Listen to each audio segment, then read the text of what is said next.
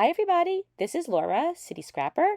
Thank you so much for joining me on my channel. Today I have a layout that I made using the Shimmerz Paints July color kits. As soon as I saw how many beautiful, vibrant images of flowers there were on the papers in this kit, I knew I was going to fussy cut them out.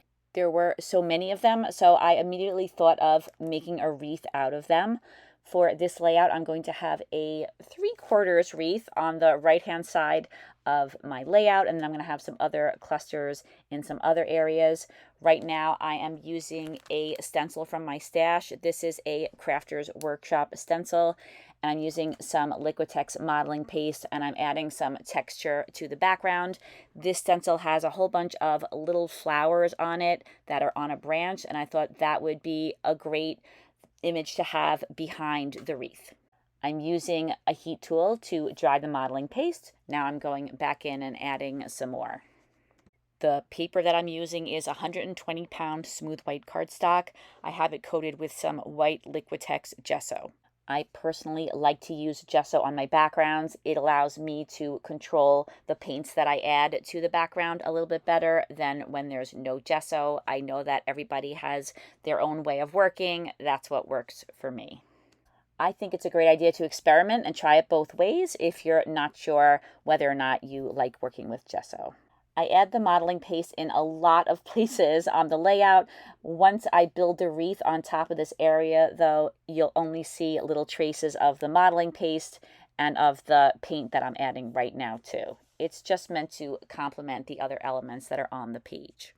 To add some color to the background, I'm using two different paints.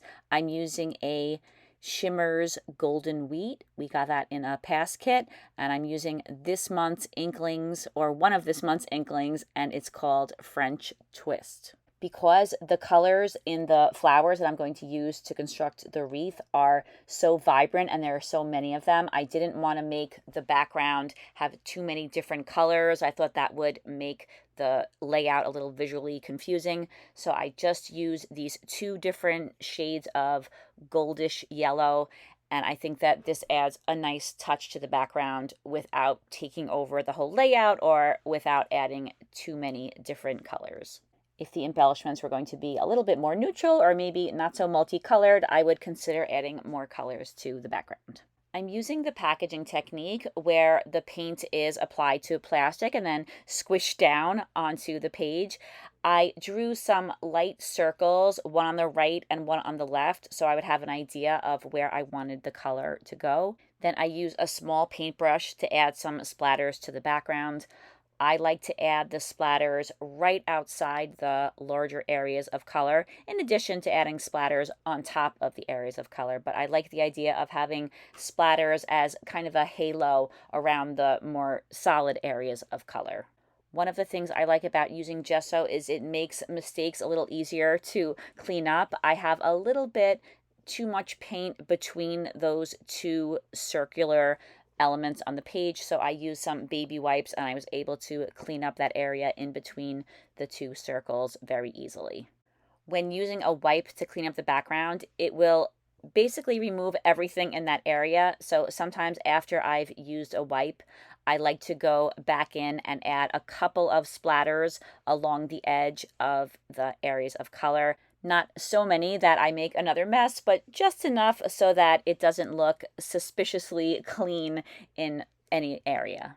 Thank goodness I have a glass tabletop that can be cleaned up relatively easily because I really liked the way the splatters were looking and I kept adding them and I made a bit of a mess on my work surface.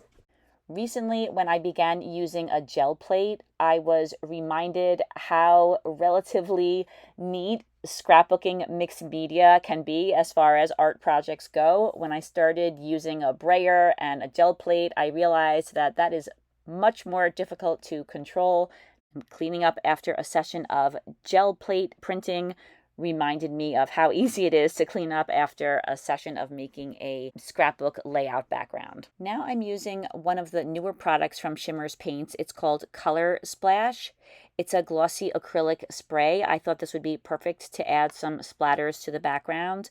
The name of this color is Whites of Their Eyes, and I think it's great to use to splatter around on mixed media backgrounds. I used the small brush and added a little bit more paint to the center of the upper left-hand cluster, or where the cluster is going to go.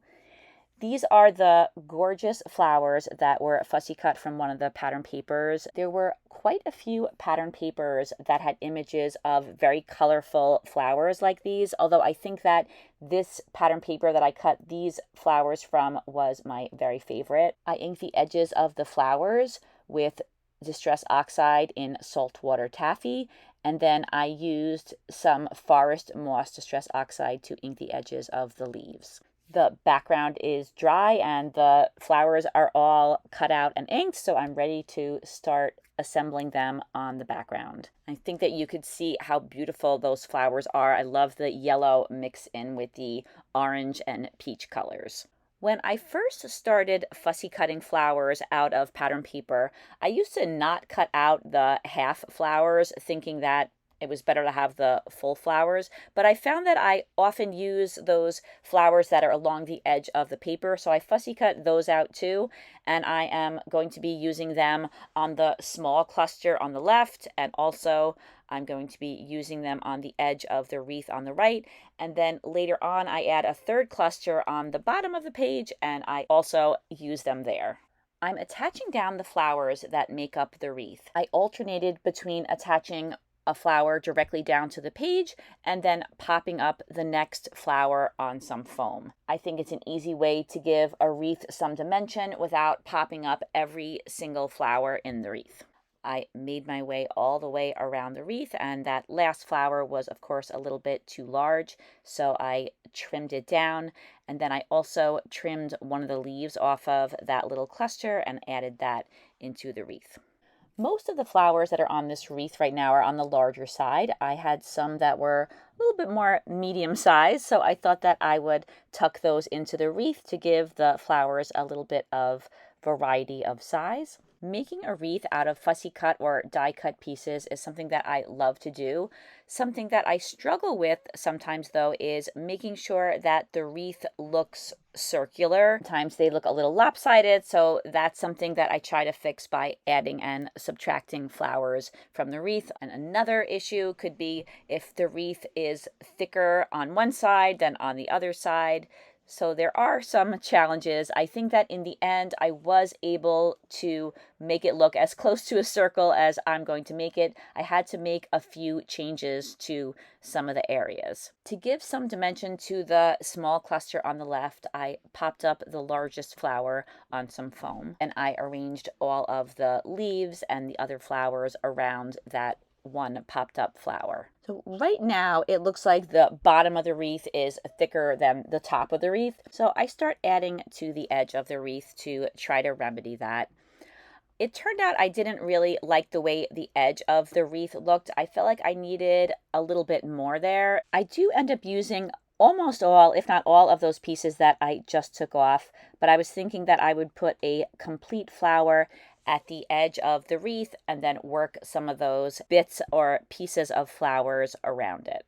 Before, the color that was on the background seemed to take up a large area, but now that I have so many flowers layered on top of it, I like the way you could just see a little bit of it going around the outside of the wreath. I really like the way you could see little touches of the modeling paste and of the areas where I put the color, including a lot of those splatters. I still think that the bottom looks a little bit thicker than the top. I will end up adding some more embellishments to try to even that out. There were a number of these tiny orange flowers. I thought these would make a nice addition to the wreath. Wreaths often have little stems coming out of them, so I thought that this would make it look a little bit more realistic. I also added some of those same orange flowers to the small cluster on the upper left-hand corner. I had some leftover leaves from a recent project. I used some Elentina dies to cut out these leaves, and then I used a number of different colors of Distress Oxide. I had just enough of them left over that I thought they would make a nice addition to this wreath, so I tucked them in a couple of places around the wreath, trying to spread them out somewhat evenly. Once again, I am inking the edges of some more flowers. These are even smaller than the last ones that I added, and tucking them into a few spots. There were a lot of images to choose from. Some of them I fussy cut out of the pattern papers, and some of them I cut from the cut apart sheet. It was hard to decide what to include in the wreath. I decided that these peaches might be a cute addition because they're something a little bit different. I put the 3 larger peaches on the large wreath, and then I put the smaller one on the smaller cluster. I inked the edges with some carved pumpkin Distress Oxide, and then I cut out some small squares of fun foam and I popped them up off of the layout. I've spent a lot of time constructing the wreath and the small cluster, but I also have to consider adding a photo to this layout. It's easy to get carried away with all of the embellishments. This photo is of my younger daughter, Julia. It was taken several summers ago. I have it mounted on some white cardstock and then again on some green cardstock from my stash. Now I'm adding one of my favorite embellishments. I don't want to be a one-trick pony and always add the same embellishments to all of my layouts, but if I was going to stop or cut back on using these, a wreath layout would not be the time because I think these are a great embellishment for wreaths. These die cuts were made using a Creative Expressions die set called Berry Branches. When they're cut out from white cardstock, I think they look like branches with little buds on them, and I find them to be such a great embellishment for floral clusters. I think that they add a nice little delicate element, and they're also white, which I often think is nice to bring back into very colorful areas of layout. The die set has 2 different sizes of these branches. I often use the smaller size.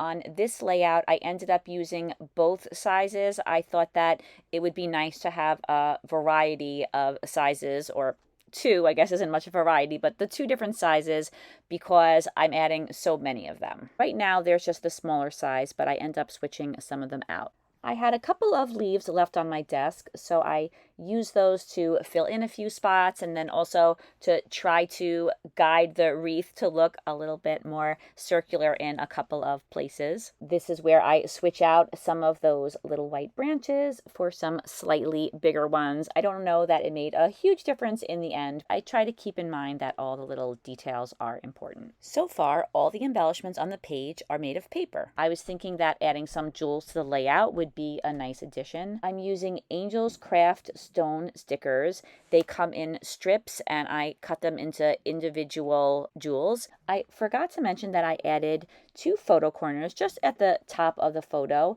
I punched those out of some of the pattern paper that was in the kit. I used an EK Success scalloped photo corner punch and I inked the edges with some Distress Oxide in carved pumpkin. I added jewels to the photo corners, and then I continued to add them all around the wreath. What I really like about these jewels is that they're very, very tiny. They're self-adhesive, and they also have a lot of sparkle for their size. But they're clear, so they could be added to any layout, and they don't clash. I continue adding the stones around the wreath, and then I also add a few to the smaller cluster. I added another small cluster at the bottom to help balance out the layout. I just felt there had to be something that went there. I didn't want to add a huge cluster there, but I did want to not only balance out the clusters, but also add this really cute summer drink with a straw in it somewhere on the layout. And I decided that this would be the place. There was also, I think it's a grapefruit slice. I added that into that cluster as well, along with a fussy cut group of flowers. Then, of course, to round out that cluster and tie it together with everything else on the page, I add a few of those white branches. Off camera, I added some of the same mixed media to the bottom corner that I added on the rest of the layout. I didn't include that footage because I did the exact same thing there that I did earlier. Then I attached the cluster down over the dried mixed media. I almost forgot about adding a title to this layout. There was a title in the cut apart sheet, Summer, and I thought this matched in really well with the wreath, so I decided to add that to the left of the photo. I had already added some foam to the title to give it a little bit of dimension. I trimmed some leaves back at the edge of the layout. Then I used some gel glue to attach all of those white branches down to the page. I almost forgot to do that. Well, that is the very last touch. This layout is complete, and here are some close-ups. Thank you so much for watching. I hope you enjoyed this video. When you place an order with Shimmerz, please use my name in the comments. You will receive a free paint with your order. The link to Shimmerz Paints can be found in the description box. I hope that you have a fantastic day, and I hope to see you again soon. Take care, everybody. Bye-bye.